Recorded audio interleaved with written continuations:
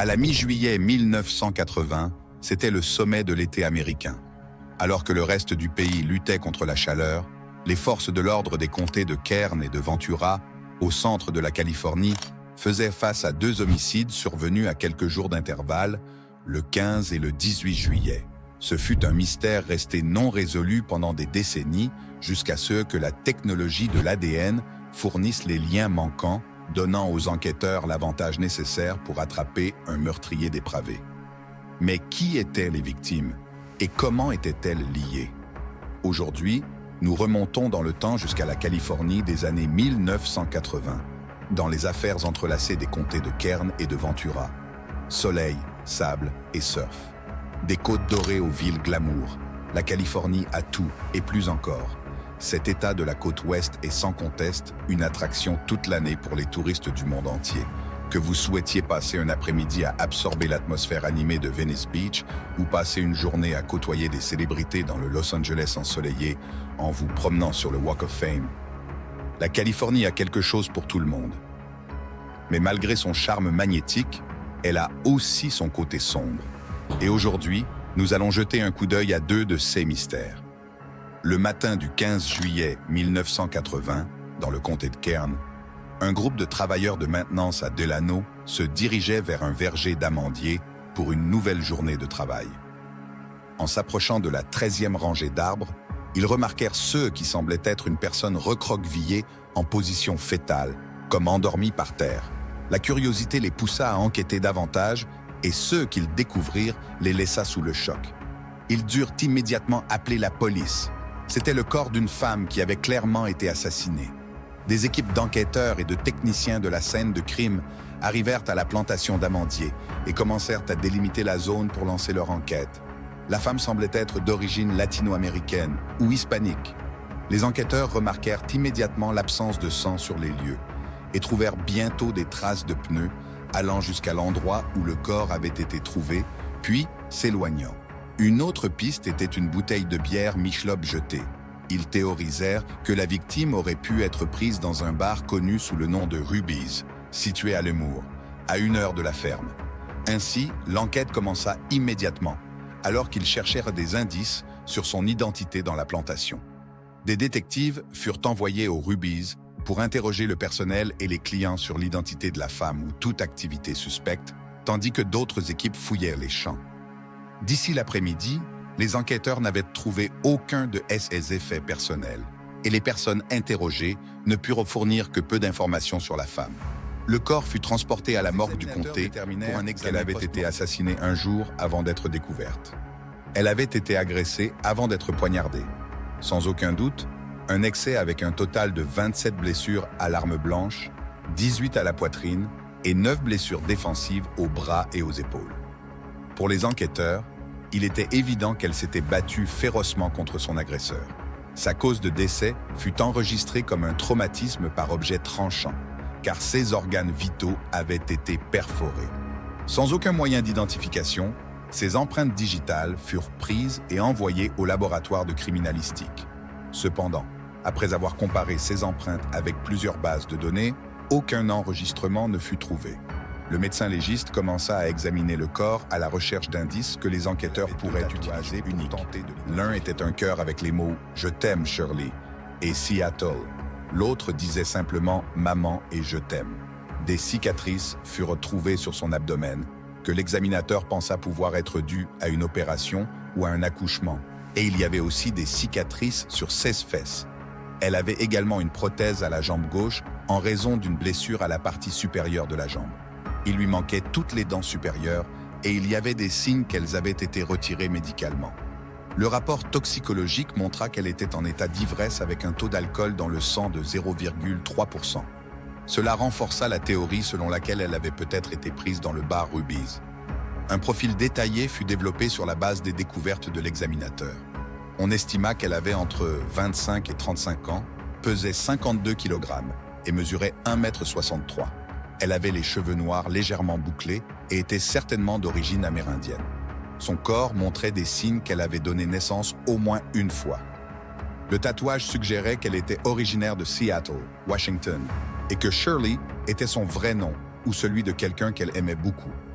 Les vêtements qu'elle portait au moment de sa mort étaient un top rose, un jean bleu, des chaussures blanches et des chaussettes bleues. Son corps fut conservé à la morgue du comté jusqu'à qu'elle puisse être correctement identifiée. Et en attendant, elle reçut le nom temporaire de Jane Doe du comté de Kern. Les enquêteurs prirent également les empreintes digitales de la bouteille de bière jetée trouvée sur les lieux et firent des moulages en plâtre des empreintes de pneus trouvées près du corps de la victime. L'équipe médico-légale prit également les vêtements de la victime et réussit à extraire du matériel biologique des articles. Ils demandèrent également aux médecins légistes de fournir des échantillons d'ongles de la victime pour rechercher un ADN potentiel qui aurait pu être transféré lors de l'attaque. Tout cela fut envoyé pour un profilage ADN pendant que l'enquête continuait. Mais elle ne fut que la première victime de CE qui allait devenir un mystère de plusieurs décennies. 3 jours après la découverte de la Jane Doe du comté de Kern, les forces de l'ordre furent alertées d'un autre meurtre dans le comté voisin de Ventura. Le corps d'une autre femme fut découvert dans le parking du lycée de Thousand Oaks le 18 juillet 1980 à Westlake. Lorsque les enquêteurs arrivèrent, ils remarquèrent que la femme était d'origine amérindienne ou hispanique. Elle avait été partiellement déshabillée et avait plusieurs blessures défensives visibles sur ses bras. Une fouille de la scène de crime indiqua qu'elle avait été tuée ailleurs, car il n'y avait pas de quantité significative de sang près de la scène. Il fut également cru qu'elle avait été transportée dans le parking et traînée depuis un véhicule, car il y avait une traînée de sang depuis le bord de la surface asphaltée jusqu'à l'endroit où le corps fut trouvé. Les enquêteurs étaient conscients qu'une attaque similaire avait eu lieu 3 jours plus tôt dans le comté voisin de Kern. Bien que les similitudes entre les deux scènes de crime soient frappantes, à ce moment-là, les enquêteurs ne fournit aucune piste aux enquêteurs, car aucune empreinte de pneus ni aucun effet personnel de la victime ne fut trouvé près de la scène du crime. Le concierge de l'école, qui avait trouvé le corps, fut interrogé, mais il ne put fournir aucun détail supplémentaire, sauf qu'il l'avait trouvé en effectuant ses tâches habituelles à l'école. Pour les enquêteurs, il était évident à ce moment-là qu'elle était également enceinte. Son corps fut envoyé au médecin légiste du comté pour un examen complémentaire. Au bureau du médecin légiste, l'examinateur médical détermina que la victime avait été assassinée 12 heures avant que son corps ne soit découvert. Elle avait été poignardée 16 fois et ensuite étranglée à mort.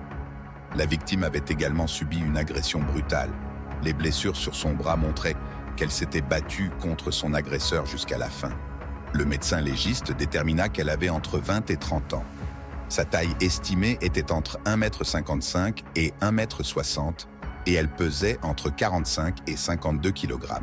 Le médecin légiste fournit aux enquêteurs un profil détaillé, incluant sa description et des marques distinctives sur son corps. La victime était principalement d'origine amérindienne, avec quelques ancêtres hispaniques, caucasiens, subsahariens et asiatiques. Elle avait les yeux marrons, les cheveux noirs avec des pointes blondes décolorées et des sourcils profilés, car elle s'était rasé les sourcils naturels. Elle avait une grande quantité de travail dentaire et aussi les oreilles percées.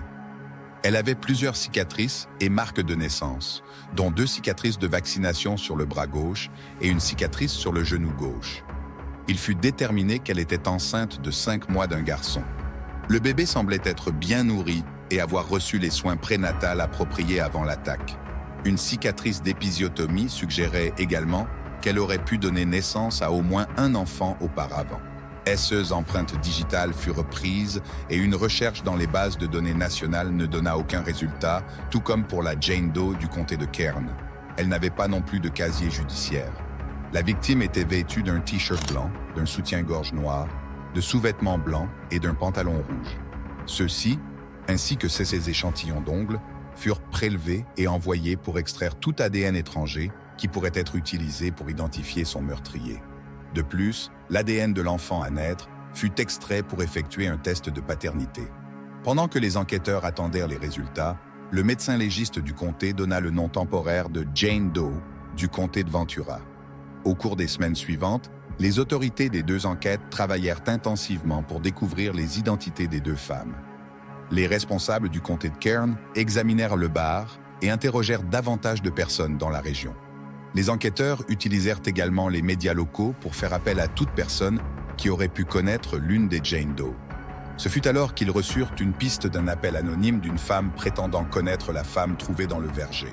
Selon la plante, elle se faisait appeler Becky ou Rebecca Ochoa, avait des tatouages similaires à ceux de la victime et travaillait comme serveuse dans un bar.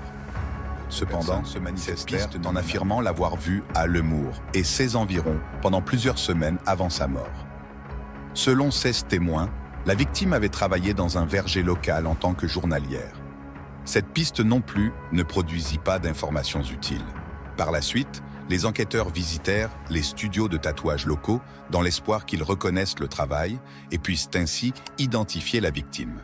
Un tatoueur de Bakersfield dit qu'il ne connaissait pas personnellement le travail, mais fournit les détails d'un studio de tatouage à Los Angeles qui utilisait une technique similaire dans SS Design.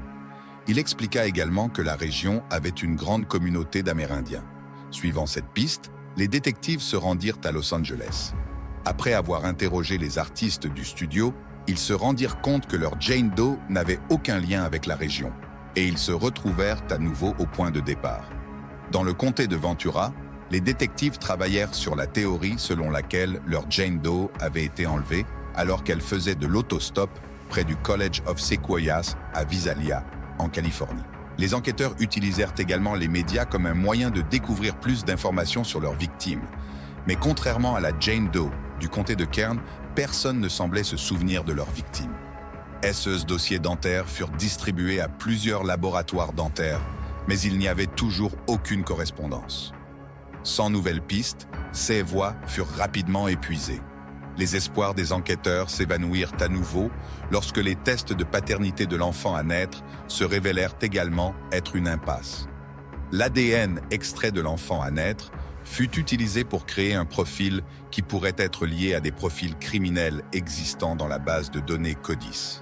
Cependant, il semblait que le père de l'enfant n'avait aucun casier judiciaire. Les tests ADN en étaient encore à leur balbutiement dans les années 1980 et les enquêteurs avaient épuisé toutes les pistes possibles dans leur tentative d'identifier les deux femmes. Les deux Jane Doe furent enterrées dans des cimetières des comtés, mais leurs histoires ne furent pas oubliées par les enquêteurs qui continuèrent à travailler pour restaurer leurs identités. L'ADN étranger des deux femmes s'avéra être celui d'un homme inconnu. Les enquêteurs, cependant, continuèrent à maintenir les deux enquêtes séparées, croyant que les meurtres étaient une pure coïncidence. Elles furent classées et, au cours des 30 années suivantes, les résultats ADN furent périodiquement soumis par les enquêteurs chargés des affaires non résolues. Une nouvelle approche de l'affaire. Les enquêteurs étaient convaincus que le meurtrier aurait commis d'autres crimes depuis 1980. Avec les avancées technologiques, il était possible que leurs suspects soient maintenant dans leur système. En 2008, les responsables du comté de Kern purent enfin trouver une correspondance avec l'ADN récupéré de leur Jane Doe. Il avait été lié à un homme de 51 ans nommé Wilson Schwest, qui était déjà en détention en Californie. Wilson Claude Schwest Jr. est né le 2 décembre 1951 à la Nouvelle-Orléans, en Louisiane. Selon les rapports, l'enfance de Wilson fut difficile, car ses parents étaient toujours en désaccord. Jeune, Wilson avait le désir de devenir prêtre, mais après avoir été expulsé d'une école catholique pour avoir frappé un autre élève, ses ambitions s'évanouirent. Il sombra rapidement dans le côté obscur de la vie et commença à abuser de drogue.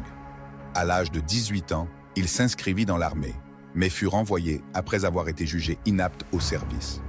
De retour chez lui, Wilson décida de se marier et de s'installer à Los Angeles en 1969. Le couple semblait suffisamment heureux et eut même une fille, mais des problèmes apparurent dans le mariage lorsque Wilson se tourna vers une vie de crime. Son premier grand crime eut lieu en octobre 1977. Il avait pris en voiture une jeune femme qui se tenait au bord d'une route à Los Angeles. Une fois qu'elle monta, il la kidnappa et la conduisit dans un endroit isolé. Wilson l'agressa et tenta de l'étrangler à mort. Il supposa qu'elle était morte après qu'elle perdit connaissance. Après avoir laissé son corps dans un fossé, elle reprit conscience et le dénonça immédiatement au poste de police le plus proche. Incapable d'échapper aux accusations, Wilson conclut un accord avec les procureurs et fut accusé d'enlèvement en novembre 1977. Il fut libéré sous probation en juin 1980. Cependant, cela ne dura pas longtemps. En août 1980, seulement 2 mois après sa libération, il commit un volume. Ce même mois, il tenta d'enlever une autre femme devant le College of Sequoia à Visalia. Il l'avait menacée de violence si elle refusait de coopérer, mais son plan fut déjoué par 2 témoins passant par là à ce moment-là. En septembre 1980, il kidnappa et agressa une autre femme, qu'il relâcha après qu'elle lui ait dit qu'elle était mariée. Il fut ensuite capturé et condamné pour les 3 crimes. Il fut condamné à 12 ans à perpétuité cette même année. Cependant, Wilson fut libéré sous probation en 2004 après avoir purgé 24 ans, mais le comité renversa sa décision après avoir conclu qu'il ne montrait aucun remords. Il fut néanmoins éligible à une nouvelle audience de libération conditionnelle en 2016. Alors qu'il était toujours derrière les barreaux, les enquêteurs purent lier l'ADN de Wilson au profil ADN récupéré de la Jane Doe du comté de Kern. Cependant, il ne fut pas immédiatement accusé et aucune raison ne fut donnée à ce sujet. En 2012, en apprenant comment les responsables du comté de Kern avaient lié Wilson à un meurtre non résolu de juillet 1980, les responsables du comté de Ventura envoyèrent le profil ADN de leur suspect dans l'affaire pour le comparer à toute correspondance possible. Ils obtinrent une correspondance. Leur Jane Doe avait également été liée à Wilson Schwest par l'ADN trouvé sur ses vêtements et ses ongles. Cela déconcerta les enquêteurs des 2 comtés, car ils avaient passé toutes ces années à enquêter sur les 2 affaires dont les similitudes étaient remarquables, mais ils ne les avaient jamais liées. La lutte pour la justice, cependant, était loin d'être terminée.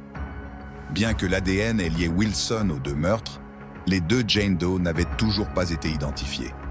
Lorsque l'affaire fut présentée au bureau du procureur du district du comté de Ventura, l'un des avocats choisit de ne pas poursuivre l'affaire non résolue avec des victimes inconnues. Cependant, le procureur adjoint principal John Barrick n'était pas prêt à abandonner. Il voulait poursuivre Wilson pour les meurtres des Jane Doe du comté de Kern et du comté de Ventura. Sous les lois sur le meurtre, je n'ai pas à prouver leur identité. Je dois seulement prouver qu'elles sont des êtres humains. Je pensais que cela valait l'effort parce que, si nous ne le faisons pas, ces femmes n'obtiendront jamais la justice qu'elles méritent, même si nous ne connaissons pas leur nom. Et il y a une grande possibilité que Wilson soit libéré, et ce n'est pas une personne qui mérite d'être parmi les citoyens respectueux de la loi, a déclaré Barrick. Alors qu'il était toujours en détention, Wilson Schwest fut transféré au comté de Ventura le 23 septembre 2015 sur ordonnance du tribunal. Alors qu'il était détenu à la prison du comté, il fut accusé et arrêté pour 3 chefs d'accusation de meurtre. Les décès des 2 Jane Doe et la mort de l'enfant à naître de la Jane Doe du comté de Ventura. Dès le début, Wilson nia toute responsabilité dans l'agression et les meurtres des 2 femmes. Au cours des 3 années suivantes, Barrick, avec plusieurs procureurs des 2 comtés, travailla pour présenter un argument convaincant qui mènerait Wilson à payer pour ses crimes. Son procès commença le 14 mai 2018. 3 des femmes qui ont survécu à ces attaques ont témoigné devant le tribunal et ont décrit Wilson comme un prédateur. Leurs témoignages étaient similaires dans la façon dont elles avaient été abordées par Wilson et attirées dans sa voiture. Un autre témoin qui se présenta fut Patrick Scott Bell. Patrick avait été adolescent en 1980 et restait souvent avec Schwest, qui était un ami de la famille. Il raconta comment Wilson lui avait avoué avoir tué et jeté le corps d'une femme inconnue. Il expliqua également que lui et ses frères avaient aidé Wilson à nettoyer sa voiture un soir. Et lorsque leur mère Carolyn Bell les confronta, il mentit en disant que Wilson avait heurté un cerf. Cette confession a été corroborée par Carolyn Bell lors d'une interview en 2013 ainsi qu'au tribunal. Après ces aveux, les procureurs ont utilisé des preuves physiques trouvées sur la scène de crime du comté de Kern. L'ADN et les empreintes digitales prises sur la bouteille de bière jetée correspondaient précédemment à Wilson. L'ADN, extrait des vêtements et des ongles de la Jane Doe, s'est également avéré être une correspondance positive. L'avocat de la défense de Wilson, Andrew Ninchef, a présenté un argument faible en affirmant que son client et les femmes avaient consenti à l'intimité. Il a également soutenu qu'il n'y avait aucune preuve physique sur la scène de crime du comté de Ventura, prouvant que Wilson a été déclaré coupable des meurtres des 2 victimes adultes le 31 mai 2018. Le jury a voté à l'unanimité en faveur du verdict de culpabilité. Cependant, ils n'ont pas pu le condamner pour le meurtre de l'enfant à naître, car les lois référencées par le ministère public pour le déclarer coupable de meurtre n'ont changé qu'après 1994. La peine de mort n'a pas été recherchée en raison de l'âge de Wilson et du manque de témoins prêts à témoigner en sa faveur. Le 12 juillet 2018, Wilson a été condamné à purger 2 peines de prison à vie consécutive, sans possibilité de libération conditionnelle. Il purge actuellement sa peine au Centre de traitement des abus de substances et à la prison d'État de Californie à Corcoran. Bien que Wilson ait été condamné pour les meurtres des 2 Jane Doe, cela n'a pas permis aux enquêteurs de retrouver leurs identités. Cependant, les tests ADN avaient considérablement progressé depuis les années 1980. Dans le comté de Ventura, l'enquêteur des affaires non résolues, Steve Rhodes, savait qu'une nouvelle méthode de test de généalogie génétique était utilisée pour identifier des suspects dans des affaires non résolues depuis des décennies. Cette méthode avait permis d'incarcérer le tueur du Golden State et elle pourrait certainement aider à identifier les victimes.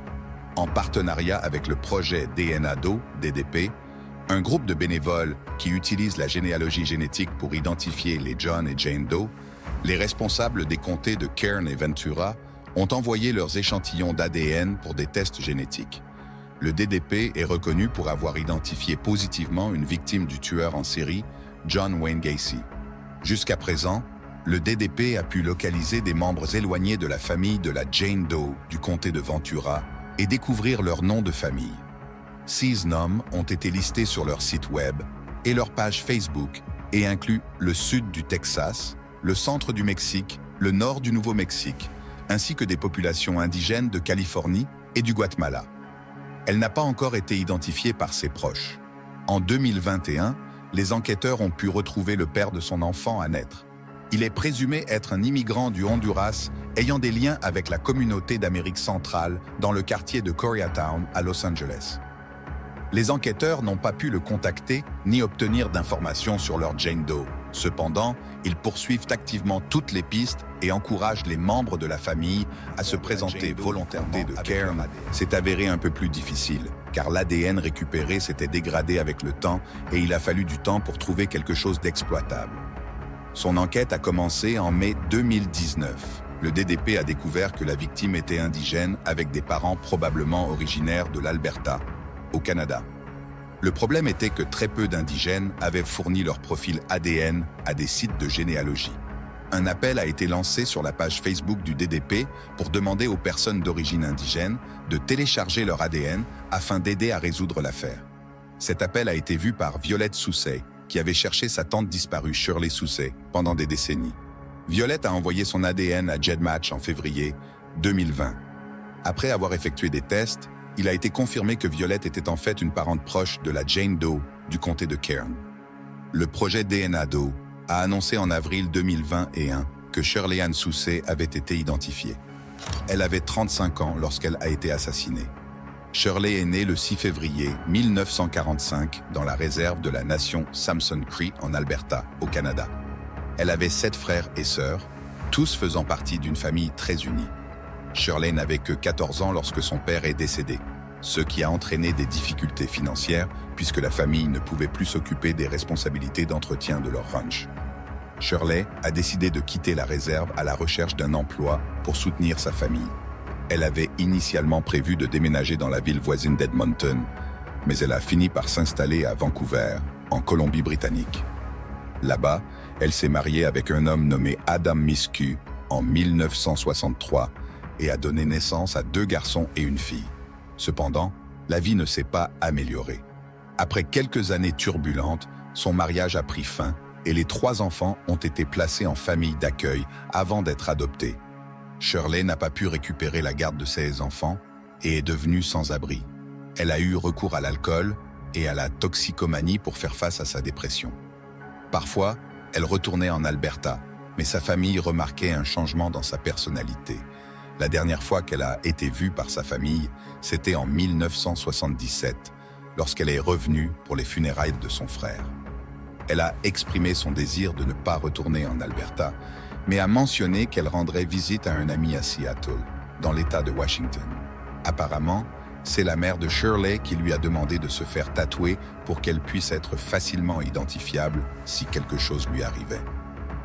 Shirley restait en contact avec sa famille par courrier, mais cela a cessé après juin 1980. Les membres de la famille ont cherché dans la région de Vancouver pendant des décennies, mais se sont résignés à visiter des cimetières, croyant qu'elle était décédée. Après cette découverte, Violette Soucey a déclaré qu'elle avait fait une promesse à sa grand-mère de retrouver Shirley et de la ramener à la famille. Ses restes ont été transportés à l'aéroport d'Edmonton le 26 mai 2022. Avant que son cercueil ne soit restitué à sa famille, des membres de la tribu Tule River de Californie ont organisé une cérémonie avec des bénédictions et des chants. Les représentants du bureau du shérif du comté de Kern se sont joints à eux pour lui dire au revoir. Pour Violette, ce fut un soulagement de tenir la promesse qu'elle avait faite. Shirley Ann Soucey a été enterrée dans le lieu de repos de sa famille, au cimetière Riverside, le 27 mai. Les indigènes à se former en recherche ADN, afin qu'ils puissent également mener leurs propres enquêtes médico-légales. Elle continue de travailler avec les enquêteurs pour aider d'autres familles indigènes à retrouver leurs proches disparus grâce à une base de données de généalogie génétique. C'est l'espoir que je veux donner aux personnes dans des situations similaires à la mienne, a-t-elle déclaré.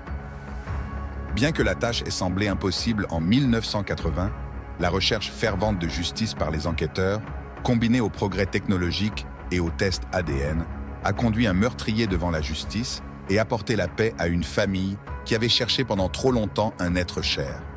Jusqu'à présent, plus de la moitié de la bataille a été remportée, mais à mesure que la technologie progresse, il y a toujours l'espoir d'identifier la Jane Doe du comté de Ventura. L'affaire d'aujourd'hui a démontré que la détermination peut conduire à des résultats surprenants. Quelles sont vos opinions sur les progrès réalisés par la technologie pour aider à identifier et à apporter une clôture aux familles qui ont passé des années à chercher des réponses sur leurs proches disparus? En arrivant ici, n'avez-vous pas vu ce autre crime? Je ne le manquerai pas, moi.